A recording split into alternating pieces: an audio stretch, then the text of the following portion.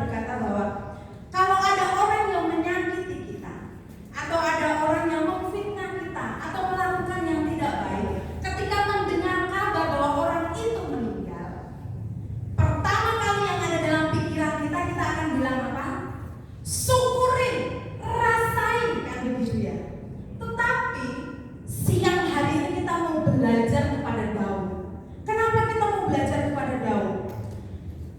Yang pertama, yang perlu kita pelajari dari Daud adalah ketika dia mendengar orang yang menyakiti dia meninggal. Yang pertama, Daud orang yang tidak pernah menyimpan sakit hati. Betul ya? Kalau dia menyimpan sakit hati, dia tidak akan ada ayat yang ke-11 dan 12 itu tadi. Coba kita lihat sama-sama. Ayat yang ke-11 dan 12 tadi itu bilangnya begini. Lalu Daud memegang pakaiannya dan mengoyakkannya, dan semua orang yang bersama-sama dengan dia berbuat demikian juga. Ayat 12. Dan mereka menangis dan berpuasa sampai matahari terbenam karena Saul, karena Yonatan anaknya, karena umat Tuhan, dan karena kaum Israel, sebab mereka telah gugur oleh pedang. Kalau seandainya siapa Daud memiliki rasa sakit hati karena apa yang telah dilakukan Saul. Saul melakukan apa kepada Daud?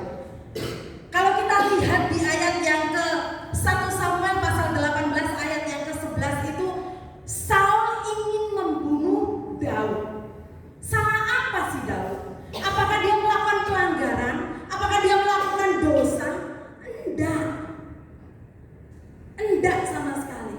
Bahkan yang dilakukan Daud, dia menang di medan pertempuran. Dan kemenangan itu untuk Saul, bukan untuk dirinya. Tetapi karena iri hatinya Saul, dia benci sekali kepada Daud sampai dia ingin membunuh Daud. Dan itu bukan hanya sekali dilakukan. Itu beberapa kali Saul ingin membunuh Daud. Kalau Daud memiliki sikap yang tidak baik, dia pasti akan bersuka cita karena kematian Saul. Betul ya? Kalau dia ada dendam dalam hatinya, dia pasti akan bersuka cita. Yang perlu kita teladani siang hari ini adalah terkadang ketika kita ada orang tua kita, sahabat kita, orang lain mungkin menyakiti kita. Betul ya? Belajarlah kepada Daud. Apa yang dia lakukan? Walaupun orang itu menyakiti, tetapi Daud tidak menyimpan dendam. Kalau hari ini, saya nggak tahu apa yang Bapak Ibu Saudara alami. Tetapi kalau itu ada, jangan itu menjadi penghambat kita untuk kita melayani Tuhan. Amin. Orang boleh menyakitimu, tetapi pilihan ada di tangan. Orang boleh membencimu, tetapi ketika mendengar orang itu meninggal, kita akan baru kelihatan sakit hati apa enggaknya. Kalau kita bilang syukurin lo, rasain lo, kamu sih, gitu kan? Berarti kita masih ada rasa sakit hati. Tetapi milikilah pribadi seperti pribadinya Daud. Walaupun dia ingin dibunuh, walaupun dia disakiti, dia dikejar-kejar, bahkan dikatakan seumur hidupnya Saul dia membenci Daud. Tetapi Daud tidak menyimpan sedikit pun rasa benci kepada Saul. Buktinya dari mana? Kalau kita belajar dari 1 Samuel, baca kitab itu cerita tentang Saul dan Daud. Kalau yang sudah baca Alkitab 1 tahun, tahunan STI pasti sudah baca itu ya. Sudah sampai itu bahkan lebih ya. Yang sudah baca coba angkat tangan dulu. Cerita ini dari kisah sampai akhir ini udah lewat ini. Cerita ini udah lewat, betul ya. Kalau kita baca cerita itu, bahkan setiap baca itu dapat renungan, saya share, saya simpan, saya khotbahkan. Jadi khotbah saya akhirnya berturut-turut sesuai dengan tema bersuka cita. Bahkan ketika mendapatkan dan membaca ini saya begitu terberkati. Kenapa terberkati? Pribadi yang begitu luar biasa. Jarang ada orang yang seperti itu. Dia baru disakiti sedikit saja, seumur hidup benci, sampai mati diingat-ingat. Benar? Dulu pernah. Siapa yang bilang begitu? Jangan angkat tangan. Nanti angkat tangannya nanti sendiri aja ya, dengan Tuhan ya. Kalau masih ada itu, mari kita sama-sama siang hari ini belajar kepada Daud. Daud adalah pribadi, walaupun dia disakiti, dia tidak membalas menyakiti atau mendendam. Bahkan ketika diberikan kesempatan untuk membunuh Saul, tahu cerita itu kan? Apanya yang dipotong? Jubahnya dipotong. Bisa saja dia membunuh Saul hari itu, tetapi dia tidak melakukan karena apa? Dia tahu bahwa dia tidak punya hak untuk menghakimi. Dia tidak punya hak untuk membalas kejahatan. Dia tahu bahwa dia tidak menyimpan rasa sakit hati itu dalam hidup. Amin. Kita mau belajar hari ini ya.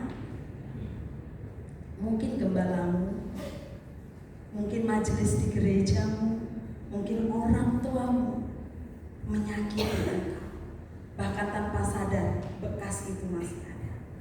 Mari hari ini seperti Daud mengampuni orang yang ingin membunuh dia.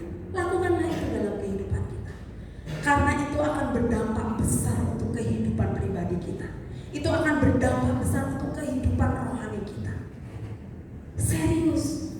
Kalau kita bisa, ketika kita disakiti tidak ada luka di hati kita, tubuh kita akan sehat seperti saya.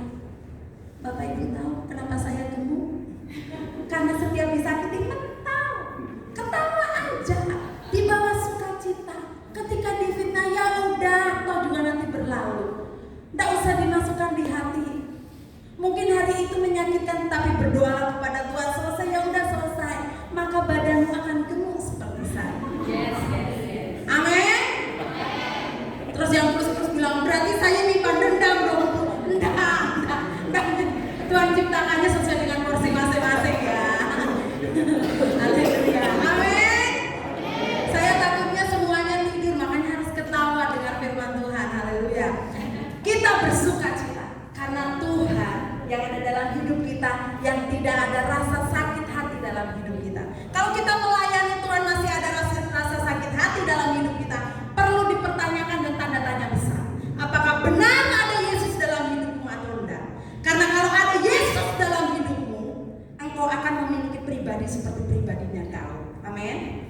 Kita memiliki pribadi seperti itu sehingga pelayanan di ujung desa sekalipun, di tengah kota sekalipun tidak akan mempengaruhi pribadi kita. Amin. Mau engkau menjadi bawahan, mau menjadi orang biasa saja, mau menjadi atasan, pribadimu akan tetap sama. Amin. Ketika ada orang menyakiti engkau tidak akan tersakiti karena ada Yesus dalam hidup kita. Amin. Itu yang pertama, poin yang pertama yang perlu kita teladani dari Daud. Yang kedua, Daud itu orangnya tidak ambisi terhadap jabatan atau kehormatan. Benar enggak?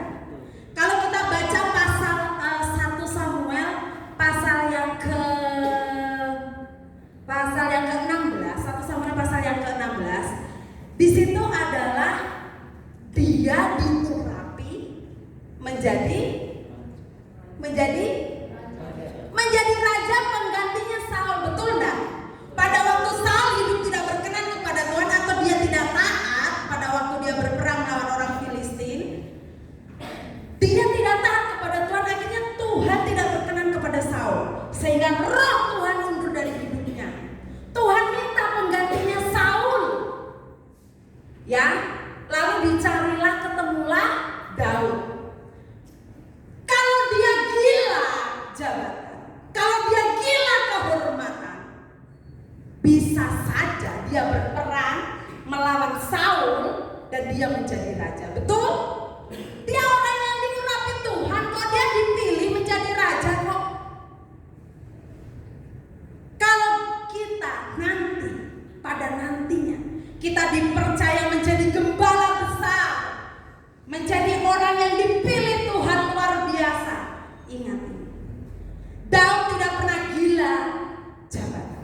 Dia tidak pernah gila kehormatan.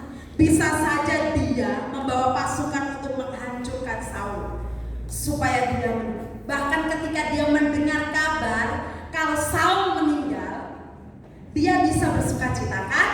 Dia bisa berpesta pora kan? Dia bisa langsung melatih dirinya menjadi raja Israel, betul kan? Tetapi dia tidak melakukan itu. Buktinya di mana? Buktinya di ayat yang ke-13 tadi. Ayat yang ke-11 dan ke-12, bahkan dia berpuasa ketika dia mendengar Saul meninggal. Dia tidak berpesta, dia tidak bersukacita kalau dia gila kehormatan, dia gila jabatan. Langsung dia pesta. Karena tidak ada penghalang lagi. Toh bukan dia yang salah, bukan dia yang membunuh Saul kok. Tidak ada dosanya dia, bisa saja dia melakukan itu. Tetapi sekali lagi, mari kita belajar kepada Daud. Dalam situasi itu sekalipun, dia tetap hormat kepada Saul. Bahkan Saul itu bukan orang yang layak untuk dihormati menurut kita manusia, ukuran kita manusia. Saul itu tidak layak dihormati. Kenapa? Kelakuannya dia itu tidak sesuai dengan firman Tuhan. Dia tidak taat dikatakan. Tetapi Daud tidak memandang itu. Dia tetap hormat. Milikilah pribadi seperti itu. Walaupun engkau diurapi dan dipilih Tuhan, tetap hormat kepada senioritas. Amin. Tetap hormat kepada kakak angkatanmu. Tetap hormat kepada pemimpin. Tetap hormat kepada orang yang ada di atas. Walaupun dia melakukan kesalahan, walaupun dia melakukan pelanggaran, walaupun dia tidak layak untuk dihormati, belajarlah kepada Daud.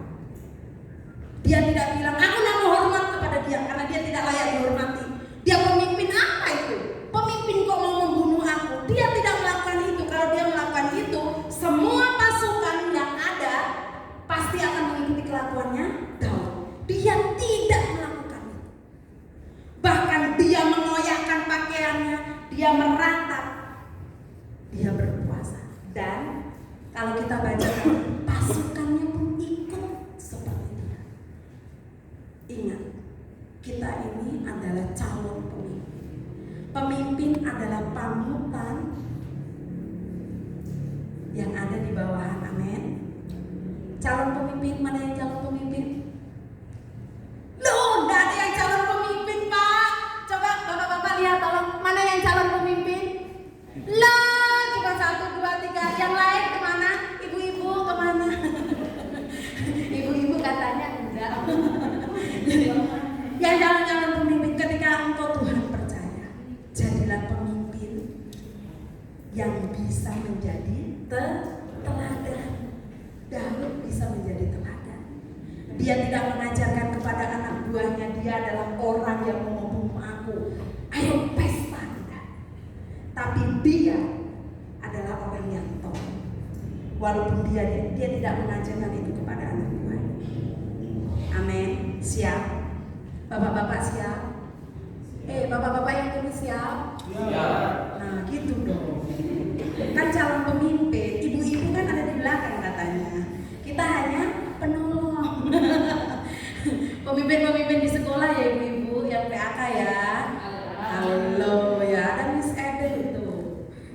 Jadi kita harus memiliki pribadi seperti pribadinya Daud. Yang pertama tadi apa?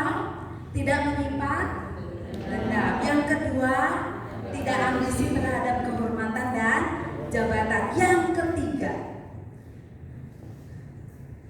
Daud adalah orang yang menghormati atau segan dengan orang yang diurapi Tuhan. Tadi saya di kantor bilang, ini ayatnya di mana sih Pak? Pak Joko bilang, aku tahu itu, tapi aku juga lupa. Gitu. Saya sudah baca, tapi saya nggak catat. Saya tanya lah Pak Mohadi, saya tanya. Jadi ramai tadi di kantor gara-gara ini. Tapi yang saya mau kasih tahu di sini bahwa Daud adalah pribadi yang dia menghormati atau dia dia segan kepada orang yang diurapi Tuhan. Tapi ini bukan senjata untuk gembala-gembala bilang seperti itu ya. Ini konteksnya ketika Daud ada di posisi itu. Daud tahu bahwa Saul adalah orang yang diurapi Tuhan untuk menjadi raja pertama orang Israel. Betul kan? Dia tahu. Bahkan ketika diberikan kesempatan untuk dia bisa membunuh Saul, Daud tidak melakukan. Karena dia tahu bahwa Saul adalah orang yang diurapi Tuhan. Coba kita baca 1 Samuel pasal 26.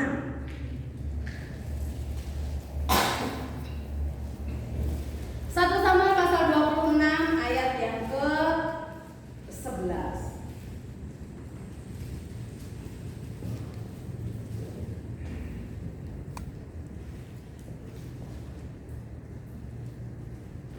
Nah ya, kita baca sama-sama ya. 1, 2, 3. Kiranya Tuhan menjauhkan daripadaku untuk menjamah orang yang diurapi Tuhan. Apabila sekarang tombak yang ada di sebelah kepalanya dan kendi itu, dan marilah kita pergi. Daud tahu bahwa, dan ini bukan hanya dituliskan di sini saja, ada beberapa ayat. Nanti kalau Bapak Ibu baca atau sudah baca, ada beberapa ayat bahwa menekankan dia tidak mau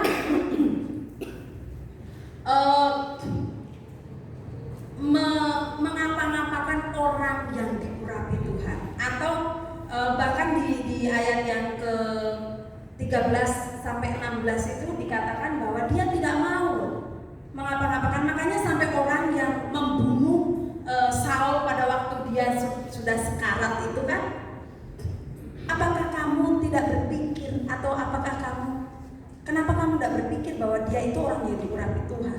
Makanya kenapa dia sampai dibunuh? Karena menurut Daud bahwa orang yang diurapi Tuhan walaupun dia melakukan kesalahan, kita tidak berhak untuk menghakimi. Itu ini. Kalau kita sudah angkat bicara untuk menghakimi, siapa kita? Kita tidak lebih daripada, kita hanya ciptaan. Tuhan yang menciptakan kita.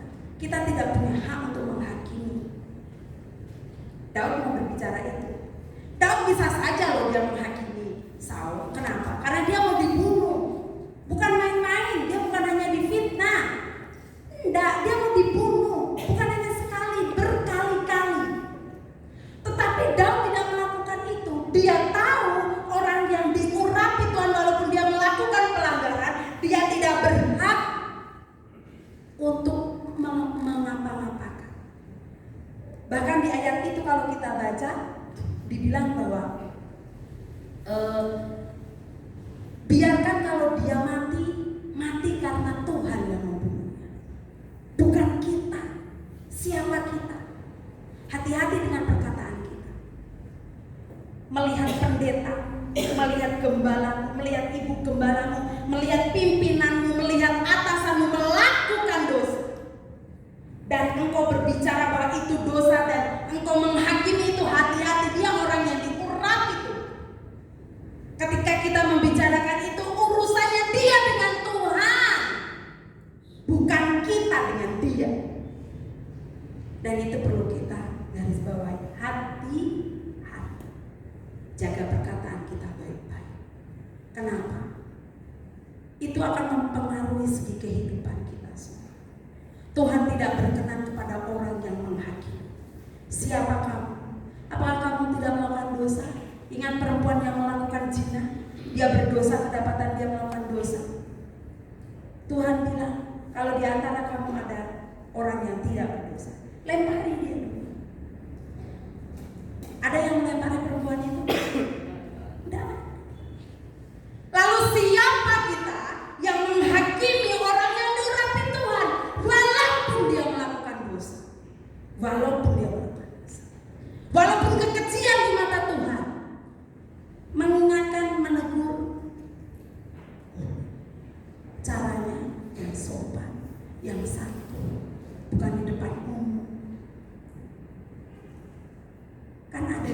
perjanjian baru bagaimana cara mengingatkan. Betul kan? Lakukanlah itu kepada teman-teman. Lakukan itu kepada pimpinan. Lakukan itu kepada orang-orang yang betul-betul Tuhan pakai. Amin. Bisa meneladani kehidupan Daud hari ini? Amin. Siap? Iya, yang di belakang. Yang di tengah tidur? Oh enggak, masih berpikir bisa apa enggak? Kita pasti bisa. Dan kalau mendengar firman, saya berharap bahwa Bapak Ibu Saudara di tempat ini tidak boleh hanya mendengar saja, tapi mari kita sama-sama belajar untuk melakukannya. Amin. Kalau kita tidak melakukan firman, buat apa dengerin firman? Lakukan. Jangan simpan sakit hati, belajar. Mudah, susah, jatuh bangun, tapi kita mau belajar untuk melakukan firman. Amin. Yes. Kita mengakhiri ibadah kita hari ini. Kita bersyukur bahwa kita belajar dari kehidupan Daud. Bagaimana Daud memiliki sikap hati yang benar ketika dia mendengar hal yang tidak baik dengan orang yang sudah menyakiti dia. Dia tidak bersuka cita karena kematian Saul, tetapi dia justru berduka cita, bersedih karena kematian Saul. Kita mau belajar tidak menyimpan sakit hati seperti Daud. Kita mau belajar tidak gila hormat, pangkat dan kedudukan, karena Daud pun sama, tidak seperti itu. Walaupun itu sudah menjadi haknya dia karena dia diurapi menjadi raja. Lalu yang ketiga, belajar untuk tidak menampak-nampakkan atau hormat kepada orang yang diurapi Tuhan, sekalipun dia melakukan kesalahan. Siapa kita yang berhak menghakimi mereka? Biarkan orang itu dengan Tuhan yang berurusan. Seperti Daud punya prinsip dan pemikiran. Kita mau belajar seperti itu. Mari minta kesediaan Bapak Pendeta Yosua Prabowo mengakhiri ibadah kita siang.